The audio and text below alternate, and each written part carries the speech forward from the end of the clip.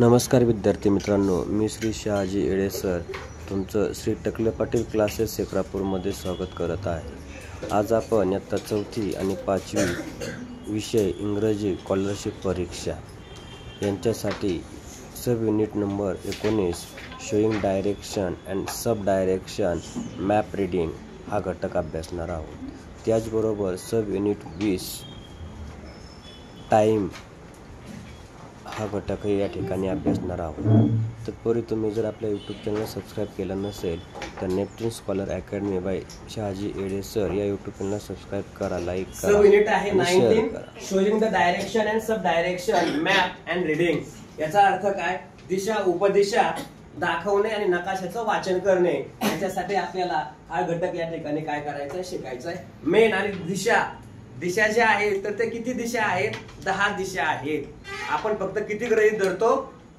मुख्य 4, उपचार, वरची आणि खालची दिशा आपण गृहीत धरत नाहीत। मग आता बघा, मुख्य दिशा किती आहेत? 4।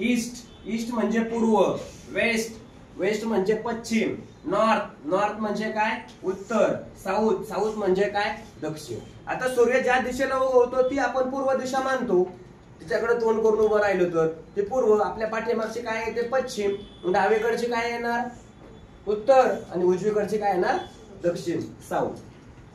तशाच उपदिशा आहेत। उपदिशा बघा, नॉर्थ ईस्ट ईशान्य, साऊथ ईस्ट आग्नेय, नॉर्थ वेस्ट वायव्य, साऊथ वेस्ट नैऋत्य। ह्या झाल्या किती? 4, आणि ह्या 4 8 दिशा। आता या लक्षात कशा ठेवायच्या? आदन्य पवा उई पू, हे झालं मराठी मधून। म्हणजे ह्या उपदिशा आणि ह्या मुख्य दिशा। आता अप हा एरो काय इंडिकेट करतो? अप म्हणजे वर। एरो जर डाऊन असेल खाली तर त्याला काय म्हणायचं? खाली। हा एरो राईट कडे असेल तर उजवीकडे, आणि हा एरोचं टोक डावीकडे असेल तर त्याला काय म्हणतो आपण? लेफ्ट। आता याच्यावर आधारित काही प्रश्न बघा। Which direction does the arrow indicate? हा एरो दिलाय, ह्या एरोची डायरेक्शन कोणती आहे? कोणत्या दिशेने चाललेला दिसतोय तो आपल्याला? लेफ्ट। म्हणजेच बघा, right, up, left, down, left. कळलं? दुसरा प्रश्न आहे, the sun set in the dash dash direction. आता यांचं म्हणणं काय आहे? द सन आहे तो कोणत्या डायरेक्शन, म्हणजे सूर्य टिंब या दिशेला मावळतो। सूर्य कुठं मावळतो? उगवतो कुठं? पश्चिमेकडे का पूर्वेकडे? ईस्ट का वेस्ट? उगवतो ईस्ट आणि मावळतो वेस्ट। मावळणे म्हणजे काय होणे? अंधार पडायला सुरुवात होणे, त्याला म्हणायचं वेस्ट। हे झाले दोघांचे उत्तर।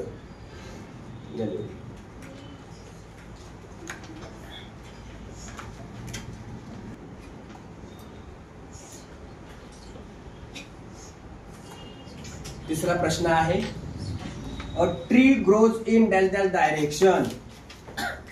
झाड कोणत्या दिशेने वाढतं? डाऊन, खाली झाड वाढत नाही। राईट साइडला वाढत जाईल? नाही। लेफ्ट साइडला वाढेल का? नाही। अपवर्ड डायरेक्शन न झाड काय होतं? वाढतं, म्हणजे वरच्या दिशेने झाड वाढत जातं। चौथा आहे, Mumbai is in the direction in the map of the India. तुम्ही भारताचा नकाशा पाहायचा आणि त्या नकाशामध्ये बघायचं मुंबई नकाशात भारताच्या कोणत्या दिशेला आहे? कोणत्या दिशेला असते? वेस्ट। ईस्ट म्हणजे पूर्व, नॉर्थ म्हणजे साऊथ, म्हणजे नॉर्थ म्हणजे उत्तर, साऊथ म्हणजे दक्षिण, आणि वेस्ट म्हणजे पश्चिम। म्हणून मुंबई ही इंडियामध्ये कोणत्या दिशेला आहे? पश्चिम दिशेला आहे। पाचवा, choose the correct option that indicates the given sign. 2018 ला पेपर मध्ये विचारलेला प्रश्न आहे। ट्रायंगल दिलाय आणि त्या ट्रायंगल मध्ये एरो दिलेला दिसतोय, बरोबर? मग टर्न लेफ्ट। आता एरो उजवीकडे आहे म्हणल्यानंतर गो स्ट्रेट आहे का? नाही। टर्न लेफ्ट आहे का? नाही। वर चाललाय का एरो? नाही। मग टर्न राईट। याचा अर्थ काय? उजवीकडे वळा। 6वा प्रश्न बघा, choose the correct option. The arrow shows the direction. आता ह्या स्ट्रेट दिलाय रस्ता आणि याच्यामध्ये एरो काय दाखवतोय? तुम्हाला चौफुला म्हणतात, याला चौफुला। एरो कुठे दाखवतोय? राईट साइडला आहे, म्हणजे लेफ्ट नाही। तर ऑप्शन नंबर किती येणार? 2। एरो काय इंडिकेट करतो?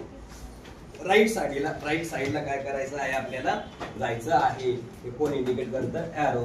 हे झाले प्रश्न, ते झाले त्याचे पर्याय।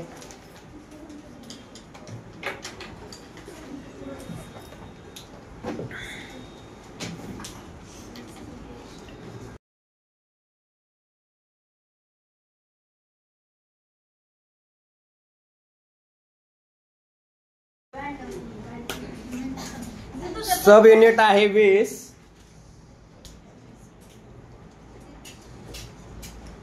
Telling the time. Telling the time म्हणजे काय? टाइम सांगणे, वेळ सांगणे. मॉर्निंग कधी म्हणतो आपण? सकाळी. रात्रीच्या 12च्या नंतर सकाळी 12 पर्यंत हा टायमिंग म्हणजे कोणता असतो? अर्ली मॉर्निंग असतो.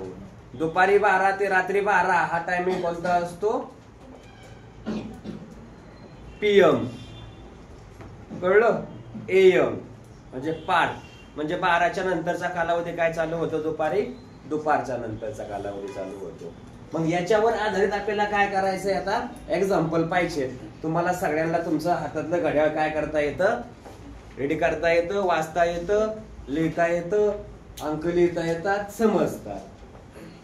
पहिला क्वेश्चन आहे बघा. Choose the correct words, fill in the blanks. दिलेल्या ब्लँक मध्ये काय करायचे? मोकळ्या जागी प्रश्नांची उत्तरं काय करायची आहेत? लिहायची आहे. आता प्रश्न काय आहे बघा. A period of 15 minutes is called. 15 मिनिटाचा जो पिरियड असतो म्हणजे कालावधी असतो त्याला टिंब म्हणतात. इथं बघा हाफ एन आवर नाही. हाफ एन आवर म्हणजे काय म्हणायचं त्याला? अर्धा तास. एन आवर म्हणजे 1 तास. क्वार्टर आणि तिकडे काय म्हणले ते? सेकंड. सेकंड म्हणजे नाही. क्वार्टर म्हणजे काय? 15 मिनिटाचा कालावधी. म्हणून याचं उत्तर किती येणार?